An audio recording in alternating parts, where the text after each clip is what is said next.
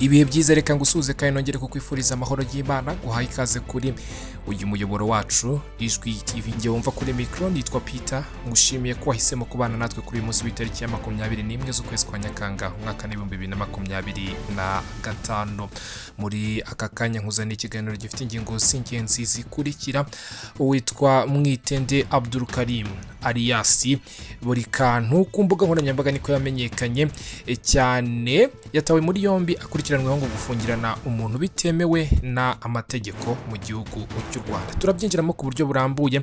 Iyi ni imwe mu nkuru nyamukuru muri aya makuru yacu. Ndakubwira ko kandi umuvugizi w'ingabo z'u Rwanda uyu ni bwana Brigadier General Ronald Rwivanga yasabye urubyiruko kurangwa n'indangagaciro rukita ku buzima bwarwo kugira ngo rukomeze kugira uruhare rufatika mu iterambere ry'u Rwanda ndetse rugakunda igihugu bitari mu magambo gusa ahubwo bikagaragarira mu bikorwa uru rubyiruko ukora. Ndaza kwerekeza hanze y'u Rwanda nkubwire ko mu gitondo cy'itariki ya 19 z'ukwezi umwaka wa 2026 ubutegetsi bw'Kinshasa ndetse n'ihuriro AFC 23 byashyize umukono ku mahame ngenderwaho aganisha ku masezerano y'amahoro arambye. Aya mahame yashyiriweho umukono mu gihugu cy'amabengeza mu mujyi wacyo witwa Doha. Iki gihugu tuvuga ni Qatar, bigizwemo uruhare rukomeye na Leta Zunze Ubumwe za Amerika ndetse n'igihugu cya Qatar. Yahurije impande zombi mu biganiro kuva muri Werurwe. Leta Zunze Ubumwe za Amerika zarabishyigikiye ndetse zibigiramo uruhare mu buryo bumwe cyangwa ubundi. Turabyinjiramo ku buryo burambuye. Ntarava no muri iki gihugu kandi turagaruka ku munyepolitike Martin Fayulu ngo utavuga rumwe n'ubutegetsi bw'Kinshasa, aho ari kugaragaza ko Felix Antoine Tshisekedi afite ubushake buke bwo kujya mu biganiro byatangijwe na Kiliziya Gatolika ndetse na Anglikani bikoranye. Turaza kwerekeza ku ruhande mpuzamahanga, ndagana mu burasirazuba bwo hagati nkubwire ko urubanza rurekwamo minisitiri w'intebe wa Israel uyu ni bwana Benjamin Netanyahu ngo ibyaha birimo kwakira ruswa rugiye gusubikwa biturutse ku biryo bihumanye ngo aherutse guhabwa byamuteye uburwayi buzatuma atitaba uru rukiko. Ngayo nguko n'izindi nkuru zitandukanye muri iki kiganiro naguteguriye turazifite, turazigarukaho mu buryo burambuye. Nyuma y'ako karuhuko gatoya ngiye gufata hanyuma ngasoma ku mazi nkagaruka tubyinjiramo mu buryo burambuye kuri uyu umunsi.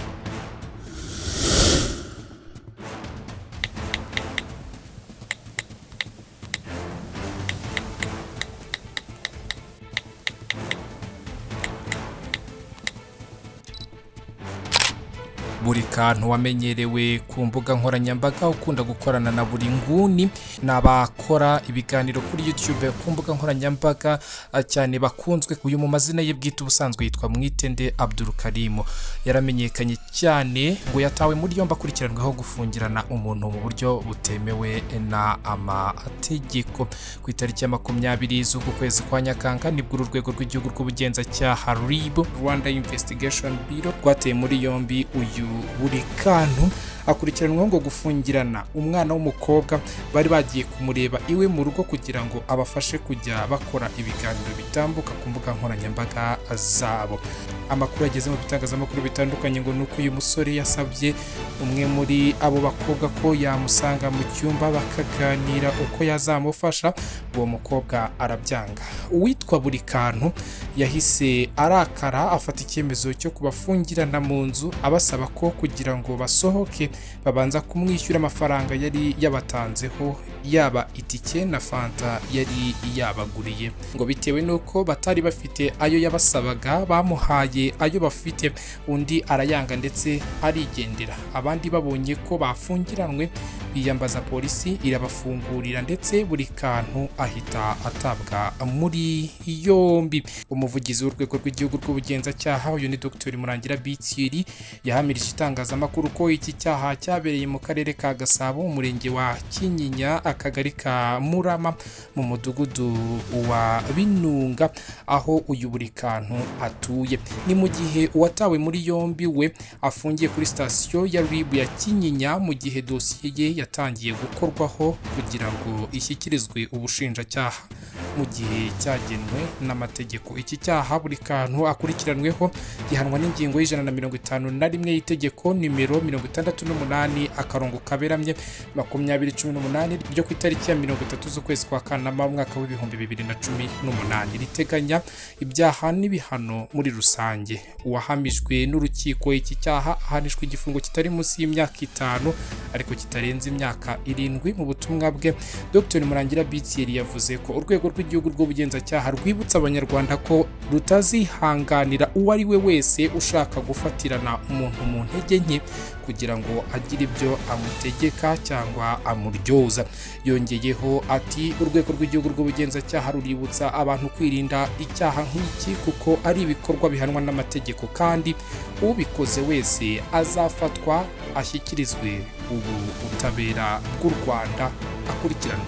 Ngayo nguko uwo ni Burikantu wageze mu maboko ataraye kuva ku munsi wo ku cyumweru twatambutse.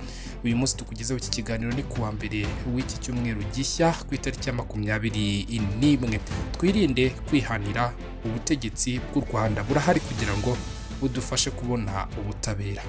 Mpindure ingingo umuvugizi w'ingabo z'u Rwanda Brigadier General Ronald Rwivanga yasabye urubyiruko kurangwa n'indangagaciro rukita ku buzima bwarwo kugira ngo rukomeze kugira uruhare rufatika mu iterambere ry'u Rwanda ndetse rugakunda igihugu bitari mu magambo gusa ahubwo bikagaragarira mu bikorwa. Ni mu kiganiro yatanze ku itariki ya 20 z'uku kwezi kwa Nyakanga agiha urubyiruko rugera ku 150 rwaturutse mu bigo by'amashuri atandukanye rurimo abanyeshuri bo muri za kaminuza 35 bari mu nama izwi nka Young Leaders Breakfast Network Gathering yabereye i Kigali yateguwe n'ihuriro ry'abayobozi bakiri bato muri Afrika.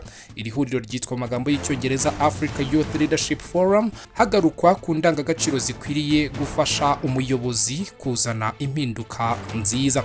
Yerekanye urugendo rw'u Rwanda rw'iterambere ndetse n'indangagaciro zarufashije gutera imbere.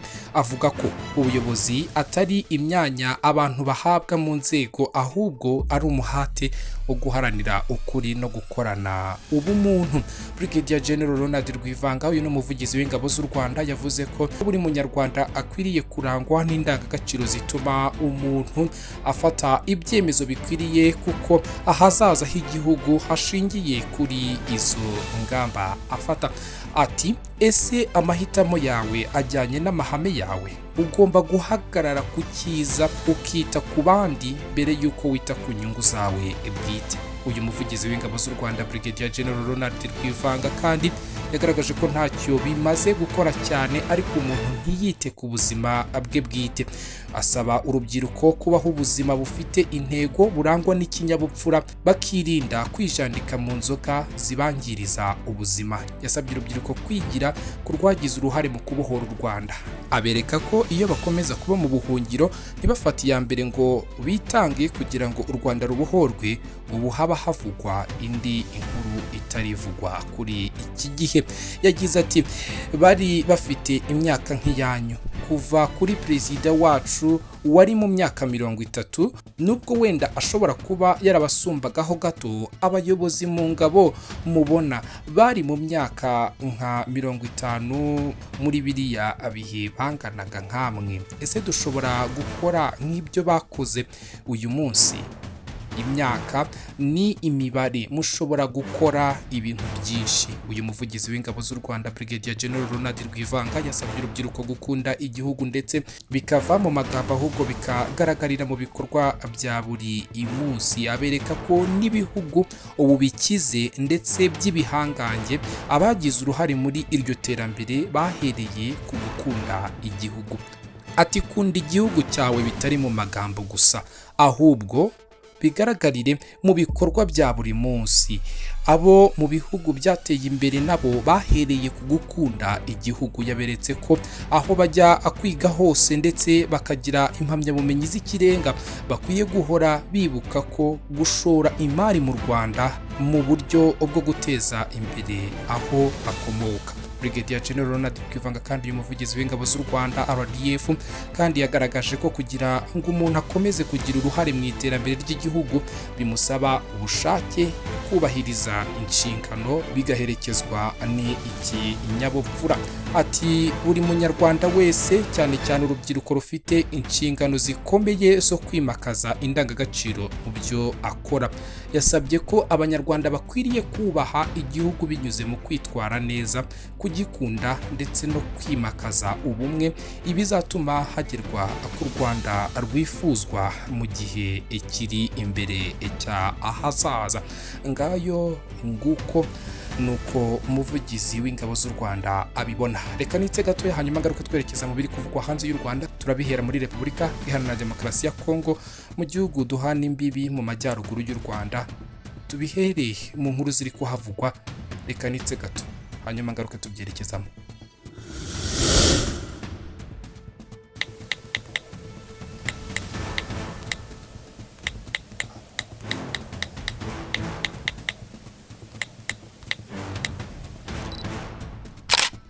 Hari mu gitondo cyo ku itariki ya 19 z'ukwezi kwa Nyakanga, ubutegetsi bwa Kinshasa, iyi ni Repubulika na Demokarasi ya Kongo, ndetse n'ihuriro Alliance Fleuve Congo M23 byashyize umukono ku mahame ngenderwaho aganisha ku masezerano y'amahoro arambye. Aya mahame yashyizweho umukono mu mujyi wa Doha mu gihugu cya Qatar, bigizwemo uruhare rukomeye na leta y'iki gihugu cya Qatar, yahurije impande zombi mu biganiro kuva muri Werurwe, na leta zunze ubumwe za Amerika zirabishyigikira ibi biganiro.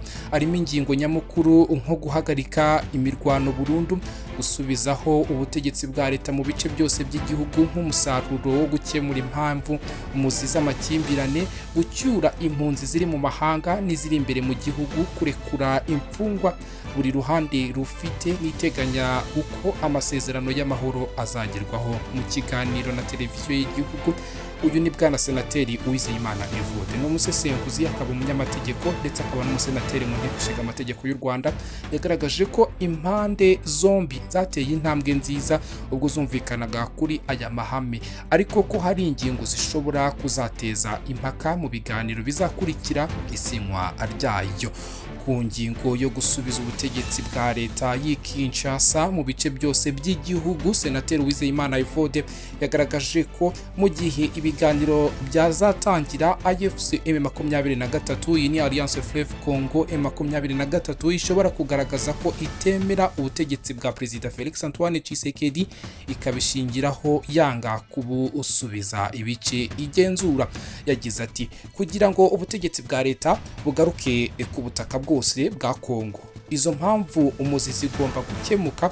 Ibi rero nibitangira kuganirwaho mu gihe cy'imishyikirano, ngewe nibaza ko M23 itazibagirwa kugaragaza ko itemera leta barimo kuganira. Intumwa nkuru ya Perezida Felix Antoine Tshisekedi mu biganiro bya Rwanda na Nairobi, uyitwa Sumbusita Mambu, niwe washyize umukono kuri aya bahame mu izina rya leta y'Kinshasa cyangwa Repubulika na Demokarasi ya Kongo. Nyamara Minisitiri w'umutekano w'imbere Jacques Shabani yari i Doha kuva mu ntangiriro z'uku ukwezi, nawe ari mu bakurikiranira hafi ibi biganiro biri kubera ku murwa mukuru w'igihugu cya Qatar, Doha. Senateri Uwizeyimana yagaragaje ko iki ari ikibazo kuko ibiganiro by'i Rwanda na Nairobi bitakibaho, ndetse uwasinye akaba atabarizwa muri guverinoma, ibishobora kuzatuma aya mahame adahabwa agaciro n'abayobozi ibi Kinshasa. Ati urwego buriya ruhagararira igihugu ni guverinoma, keretse yazabijyana bikemezwa n'inama y'abaminisitiri ikabyemera, kuko uyu muntu ntabwo ari ku rwego rwa minisitiri ku buryo yahagararira guverinoma. Ntibizagutangaze hari umuntu ushaka kuvuga ko aya masezerano afite intege nke. Ngiki igitekerezo cya senateri Uwizeyimana Evode ku ngingo ngo yo kurekura imfungwa buri ruhande rufite. Maître Gasominari Jean Baptiste yasobanuye ko ayo mahame yongerewemo ikintu kitari ngombwa cyitwa hashingiwe ku mategeko ya Repubulika ya Demokarasi ya Kongo, kuko ingengabihe y'iminsi 10 byahawe ari nto. Ati niba itegeko rivuga ko umuntu yafunzwe by'agateganyo n'urukiko aba agomba gufungurwa nanone n'urukiko, niba ari ubushinjacyaha bwamufunze busanze bukora iperereza, ubwo ni ubushinjacyaha uzabikora. Ibyo ntabwo ari ibintu bishobora gukorwa mu minsi 10. Uyu munyamategeko Gasominari Jean Baptiste yagaragaje ko kutubahiriza ingengabihe yo gufungura imfungwa bishobora kuzagira ingaruka zikomeye ku biganiro biteganyijwe mu minsi iri imbere, ku buryo bishobora no guhagarara. Mu magambo ye ati, nibaza ko ari ibintu bishobora no kuzagira ingaruka mu biganiro bigomba kuzaba, kuko niba baravuze ngo mu bintu twemeranyije hagiye kubaho gufungura imfungwa, hanyuma imfungwa ntizifungurwe, umunsi bazajya mu mishyikirano tariki ya 8 bazavuga bati ibintu mwemeye ntimubikora, ntabwo turi bwemere kuganira namwe. Leta y'Kinshasa ya Repubulika ya Demokarasi ya Kongo na Alliance Fleuve Congo, iri huriro rirwanya ubu butegetsi, byemeranyije ko bizafasha impunzi gutaha ku bushake hashingiwe ku masezerano ubutegetsi bw'Kinshasa n'ishami ry'umuryango w'abibumbye rishinzwe impunzi HCR byagiranye n'ibihugu bizicumbikiye. Uyu munyamategeko Gasominari Jean Baptiste yagaragaje ko gutaha ku bushake bw'impunzi gushingiye ku kuba impamvu zatumye ziva mu bihugu byazo zaba zitakiriho, bityo ko ubufasha bwa HCR mu gihe izi mpamvu zikiriho nta musaruro bushobora gutanga. Ati njyewe ntabwo ndeba amasezerano yasinywe, ahubwo ndeba ese impamvu zatumye umuntu ahunga ntabwo zikiriho, umuntu yataha. Kuko abantu bose bataha mu bihugu byabo bicyuye, buriya gutaha mu gihugu ni kimwe n'ibibazo by'iterambere, nk'uko nta muntu ushobora guteza imbere undi. Senateri Uwizeyimana Evode we yahise atangaza ko mu gihe leta y'Kinshasa ndetse n'iri huriro rya AFC 23 bizatangira kuganira hashingiwe kuri aya mahame, aribwo ukuri kubiteye urujijo kuzaboneka ahari imbogamizi hagaragaye. Biteganyijwe ko aya mahame azatangira akubahirizwa bitarenze tariki ya 29 z'ukwezi kwa Nyakanga, ibiganiro bitangire bitarenze ku itariki ya 8 z'ukwezi kwa Kanama, amasezerano y'amahoro asinywe bitarenze ku itariki ya 18 z'ukwezi kwa Kanama uyu mwaka w'ibihumbi 2025. Ngayo nguko byo muri Kongo uko bisesengurwa n'abasesenguzi bo mu gihugu cy'u Rwanda. Gusa nkiri muri iki gihugu cya Repubulika ya Demokarasi ya Kongo, umunyepolitike Martin Fayulu utavuga rumwe n'ubutegetsi bw'Kinshasa bwa Repubulika ya Demokarasi ya Kongo yagaragaje ko Felix Antoine Tshisekedi afite ubushake buke bwo kujya mu biganiro byatangijwe na Kiliziya Gatolika ndetse na Anglikani. Mu ntangiriro z'umwaka w'2025 yuturimo, abahagarariye Kiliziya Gatolika na Anglikani bazengurutse ibice byo muri Repubulika ya Demokarasi ya Kongo n'amahanga batega amatwi abafite ibitekerezo by'uburyo amahoro n'umutekano byagarurwa muri iki gihugu rutura cyo muri Afrika.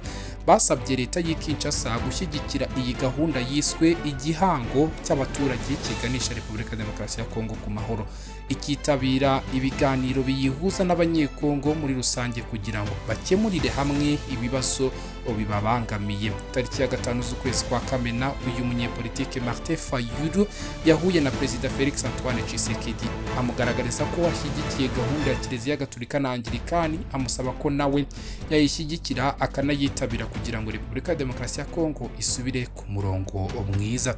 Nyuma y'ukwezi n'igice agiranye na Tshisekedi ibiganiro ku itariki ya 20 z'ukwezi kwa Nyakanga, Fayulu yasobanuye ko icyo gihe uyu mukuru w'igihugu yamubwiye ko ashaka ibiganiro, ariko ko abashumba ba Kiliziya Gatolika aribo bateza ibibazo. Ntabwo Martin Fayulu yasobanuye ibibazo aba bashumba bashinjwa guteza, gusa ikizwi nuko mu mwaka ushize Felix Antoine Tshisekedi yigeze gukangisha Archiepiskopi Gatolika wa Kinshasa, uyu ni nyiricyubahiro Cardinal Fridolin Ambongo, gukurikiranwa n'ubutabera amuziza kugaragaza ko kuvuka kw'ihuriro AFC 23 ari ingaruka z'ibibazo biri muri Repubulika ya Demokarasi ya Kongo.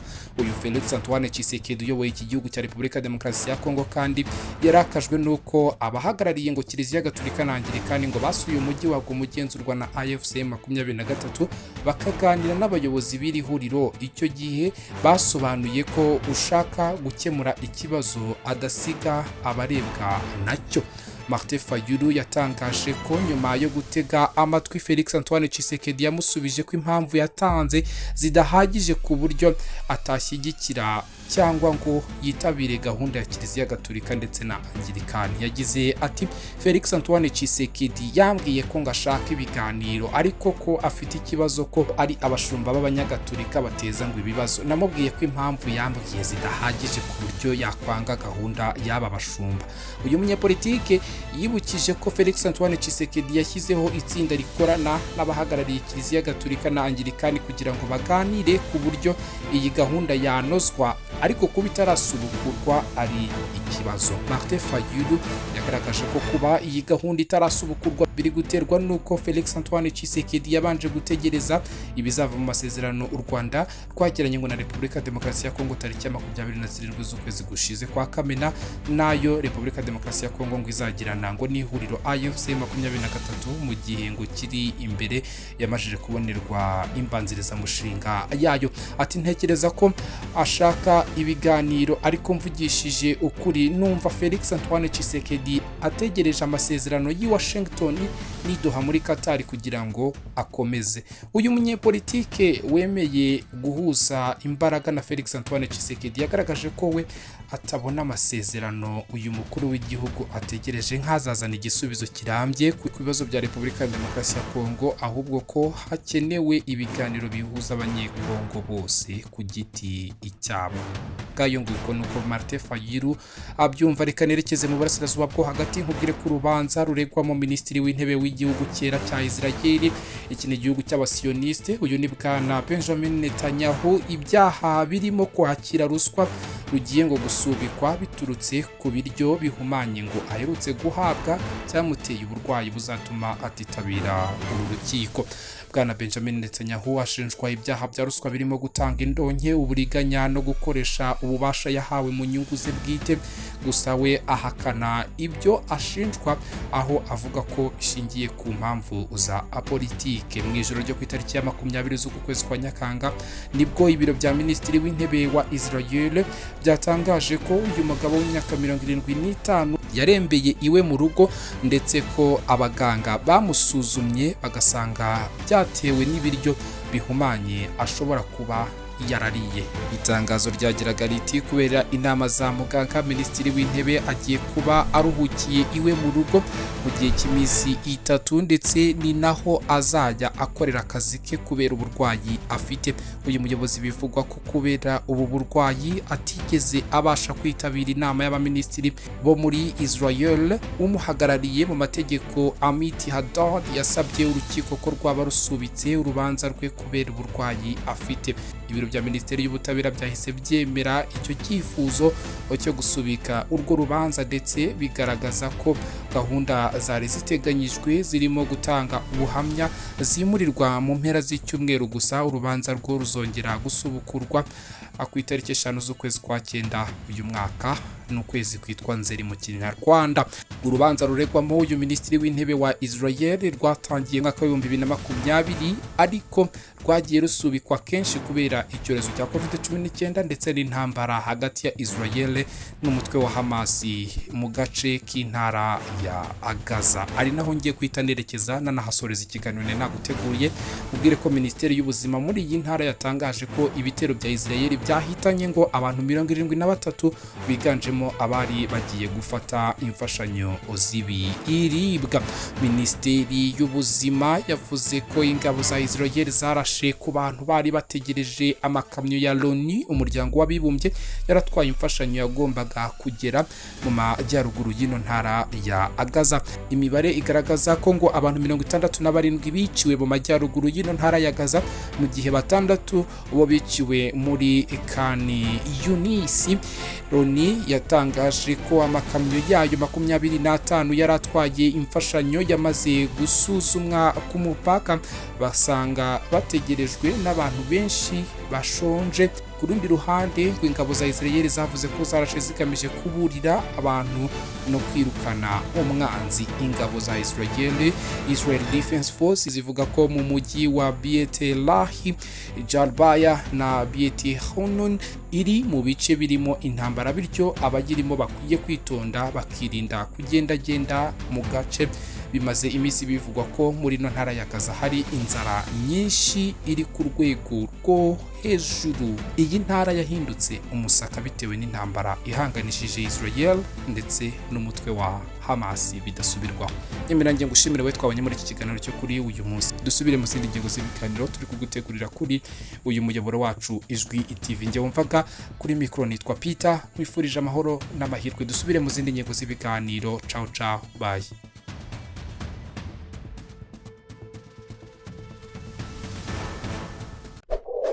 Kefa Advert Producer, gukorera advertisement kwamamaza bivuga kuri business yawe na documentaire zabiza ubuhamya bwawe cyangwa ku cyari cyo cyose ushaka gukoreraho mwijwi ryiza ry'umwimerere bya kinyamwuga. Nyandikira kuri WhatsApp cyangwa umpamagare kuri nimero zikurikira 0782892478.